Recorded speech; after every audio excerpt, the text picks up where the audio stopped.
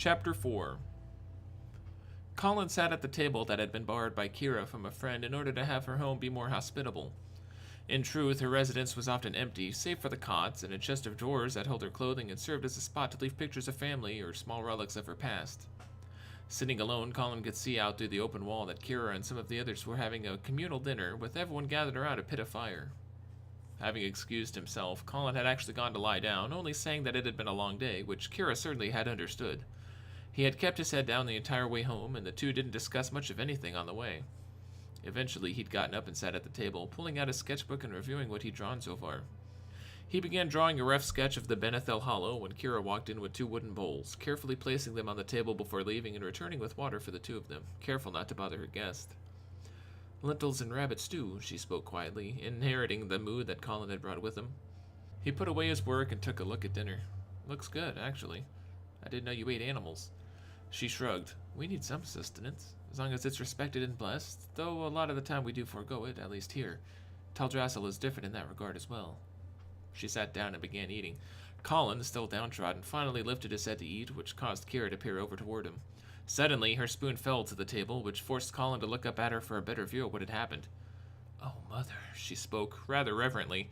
"You've been touched by the hand of a loon." Surprised, Colin quickly rubbed his cheek again with the sleeve. "Really? I thought I'd gotten it off." Kira quickly leaned over and examined his face, surprised. "You were not healed?" Colin groaned, not wanting to go through this again. "The priestess said I didn't accept it, or whatever." "You," Kira began, before pausing and leaning back in her chair. "You refused the help of a loon?" Sighing heavily, Colin pulled the bowl of stew close to him. "Let's just not talk about it. That's not what this is all about, anyway." Kira stared at him for a few more moments before returning to her food as well, realizing the worth of his words. Being said, however, the pair were 2 days out of 7 done with their meeting, and they'd already learned a bit about each other as people. Being nearly eaten and killed by furbolgs may have that effect on any 2 people. Colin awoke the next day, much like he had the day before, even if day was unknown to him at this point. He stood up and stretched lengthily, the previous day being in the past as of now. He had decided to start anew, and although he promised it to himself, he hoped Kira would also abide by this thought. He exited the small room and quickly noticed that Kira was still asleep herself, which surprised him. He walked to the massive window and noticed that everyone appeared to be asleep, or at least indoors. Thinking quickly, and perhaps groggily still, he determined this to be a good time to explore alone and perhaps get some candid drawing of the forest. He didn't leave the town, but made it to the farthest edges of it as he sat down and pulled out a sketch pad, drawing the forest that surrounded him. Its pink and purple hues were difficult to translate into a sketch, but he would remember it well long after he left, that dream-esque quality that seemed completely original to this place.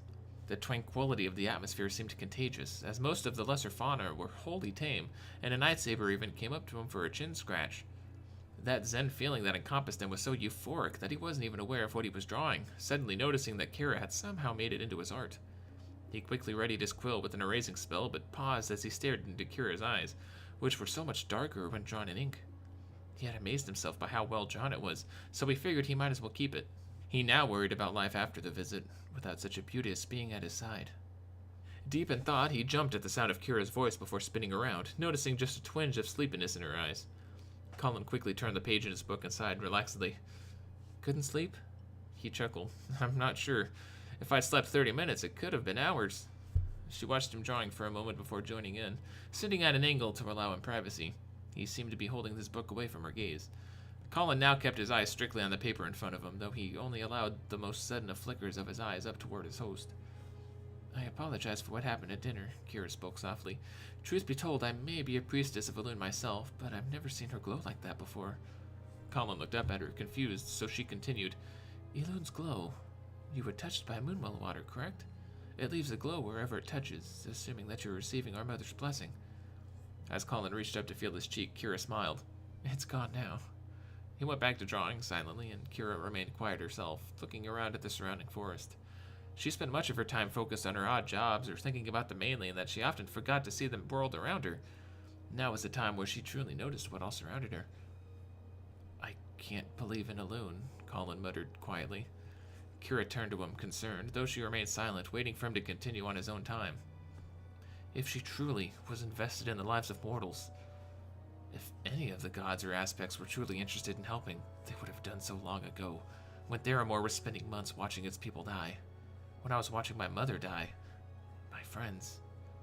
He had stopped drawing and now stared off into the distance. I know that they're not supposed to, and I don't hold that against them.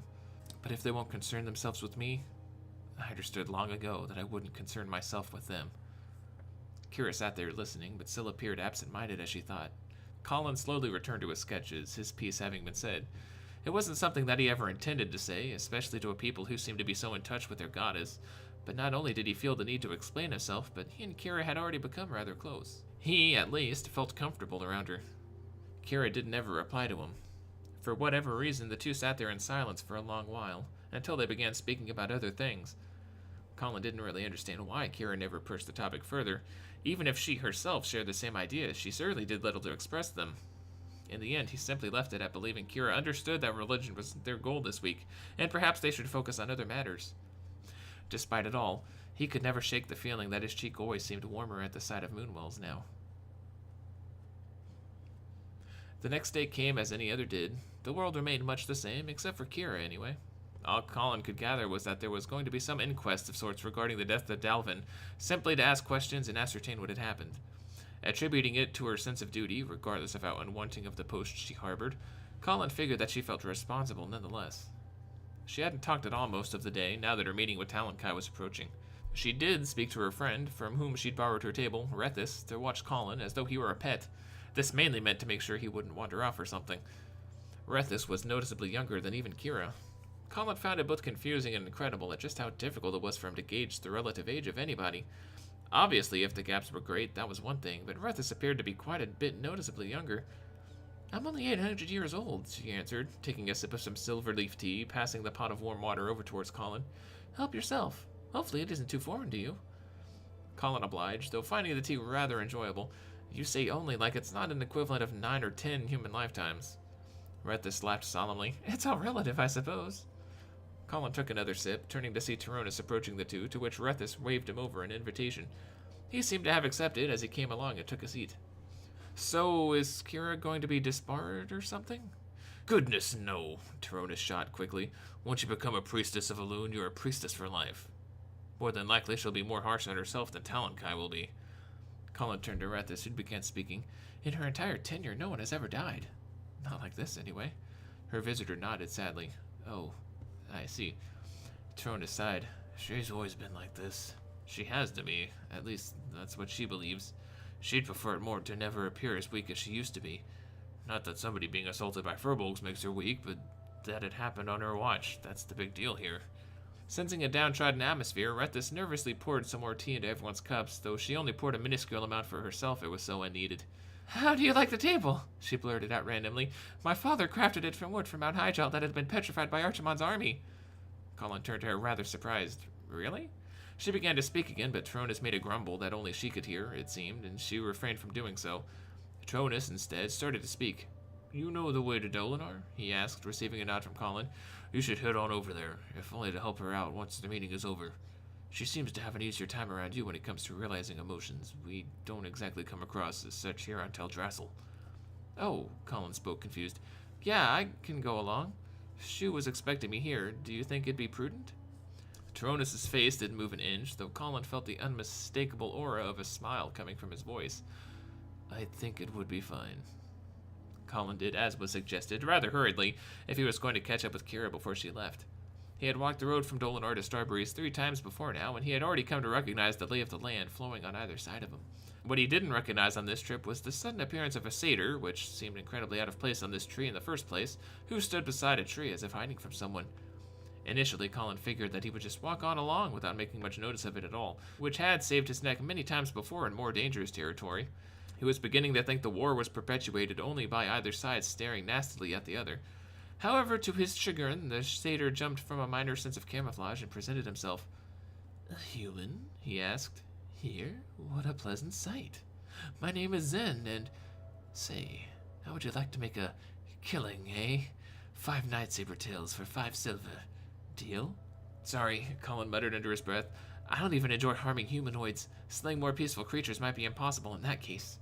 Colin waved his hand to decline, which seemed to miff Zen enough to keep him from retorting with anything. He began again towards Dolinar, leaving the satyr to huff some hot air as the creature burrowed against the tree again to lie in wait for the next passerby.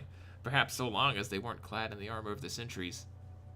In a haste, however, Colin arrived at Dolinar, standing by the tree that Kira had gone into the day before to speak to this Talonkai person. Besides the name and his rank, Colin didn't know much at all about him.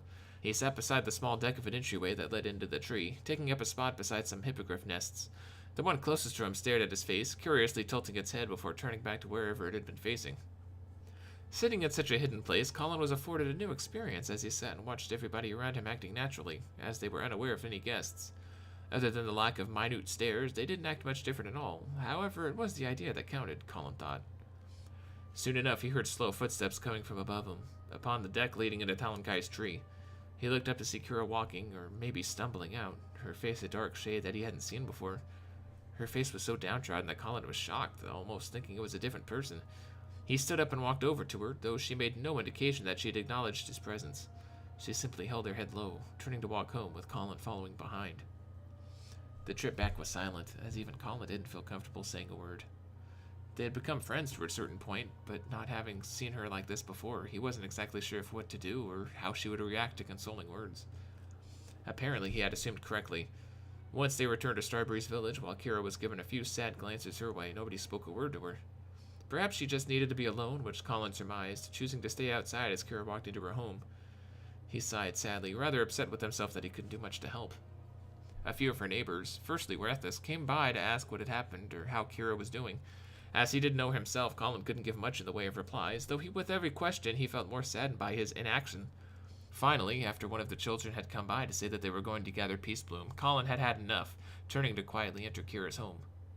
It seemed darker than normal, but only because Kira's normally light pink skin had faded to a darker shade. She was sitting at the table, leaning over to hide her face in her arms, her body shaking periodically as she wept.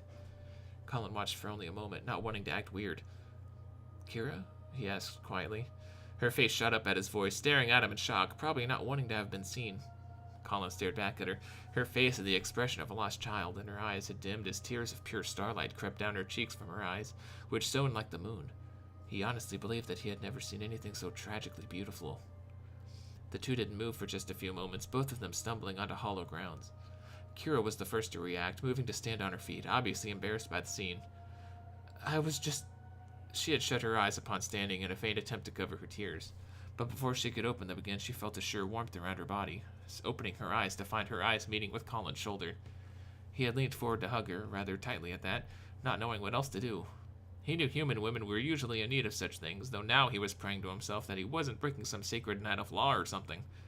He must not have, as Kira's quivering came to a pause, though mostly due to wholesale surprise. She hadn't even a recollection of being held by her family, much less somebody she barely knew. If not in the middle of such a shock, she might have realized that mortals were more apt to such things, though she now only stared into the cloth that nearly met her face. Not knowing when to stop, Colin decided to play it safe, gently retreating from her body and trying to remain calm amid this new development.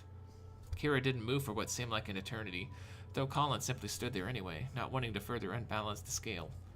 Suddenly, Kira's eyes closed again, tightly, and she released a tiny whimper as stars formed from her eyelids, and she slowly fell into Colin's torso, which readily accepted her, his arms wrapping around her shoulders once more, allowing her head to rest upon him. The two didn't speak for hours after that, perhaps simply to avoid any awkward conversation. Colin wasn't shocked by it, though owing to most night elves choosing to be solitary in the first place, figuring she normally acted this way. Besides that, she obviously wasn't one to seek comfort, given how shocked she had been, so he already figured she might be embarrassed. She always seemed so very strong and even, and for the most part, Colin had a difficult time even imagining her being anything else than stoic and occasionally pithy. As he sat outside, giving her room to process the day, which was very much what Colin was doing as well, he reran through the experience again and again, feeling like an idiot for being so boldly rash, though she had taken him into a hug as well, so it couldn't have been all that bad, he figured. Sure enough, he turned to see Kira taking a seat next to him, though it was rather a distance away. She didn't speak, and actually seemed a tad bit uncomfortable, but she stared off into the distance, which Colin returned to doing as well, as he thought of what to do or what to say. Wrestling with constructing a sentence, he was taken aback by Kira's voice emerging. "I don't cry." He turned to her, confused, as she went on after a short pause. "I did that enough as a child when I couldn't hunt spiders or wasn't allowed to go with Dad to Darnassus for the weekend. When I was weak, I cried." Her head lowered down onto her knees as her legs had been pulled up toward her chest. "You're the only one who's seen me weak since I've become a sentinel." Understanding the gravity of what had happened early, Colin quietly replied, I don't think you were weak. If you were, it was but a moment. It takes a lot of strength to surrender yourself to somebody else, much less a stranger. Kira grinned. You humans are so helpless. Shrugging, Colin returned a smile. Despite her words, he had a feeling that she had accepted his words, her reply probably being a rough attempt at deflecting that fact. Come to think of it, she never asked for help either. She had the whole world on her shoulders. Still, she muttered quietly, Thank you. Colin replied only with a nod and a smile.